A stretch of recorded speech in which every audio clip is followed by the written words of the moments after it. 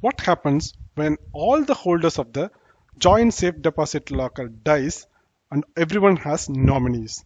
That's our topic for discussion today in the Market Secrets investment series.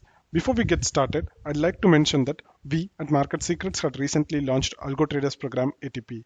If you are someone who is interested in learning end-to-end algo trading, then you can consider joining our ATP program. I'll leave the link to it in the description section of this video. And with that note, let's jump into today's session. So let's start with the assumptions. So this is a joint safe deposit locker. So it's a joint holding account. Okay. And all the account holders dies. Okay. So consider there are two joint account holders here and both of them dies. Okay. And the nomination is available for both of them. Okay. So these are the assumptions. Okay. And now what are the documents we need in this particular case? Number one, right?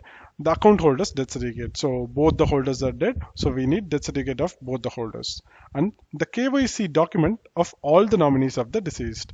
For example, both the holders have one nominee each. In that case, right, we need KYC document of both the nominees. Okay. And now what is the action that needs to be taken? Okay, so both the nominees can sit together and they can get all the documents needed and they can write a letter to the bank asking for the access to this particular joint locker. And once that is done, the bank can verify it and they can provide you with the access. But while providing the access, the bank has to prepare the list of items in the locker. So they'll send two bank officials with you when you open the locker for the first time. So they will prepare list of items in the locker when they hand over the locker to the nominees. Okay, so this is mandatory to avoid any legal issues in the future.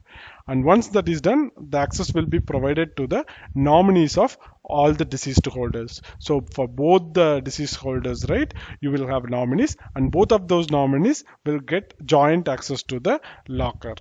But like I mentioned in the previous episodes, nominees are temporary holders. Okay, they will not get to own whatever that is available in the locker. So they'll be liable to the legal heirs of the deceased. So they'll just be holding the contents temporarily and they need to hand this over to the legal heirs. Okay, a lot of people will get confused here. They'll think that if you are a nominee, you can get to keep whatever you get. No. Nominee is just a temporary holder and they need to settle it properly with the legal heirs. They are the owners of that particular property. So with that note, I'm closing today's session. If you have any queries, comments, feedback about this episode, let me know in the comment section. I'll be happy to address it. Also hit the like button if you have liked this video and share it with your friends if you find it useful. Also subscribe to our YouTube channel and click the bell icon to get notified whenever we upload a new video or conduct a live session. Thanks for watching. Have a great day. Goodbye.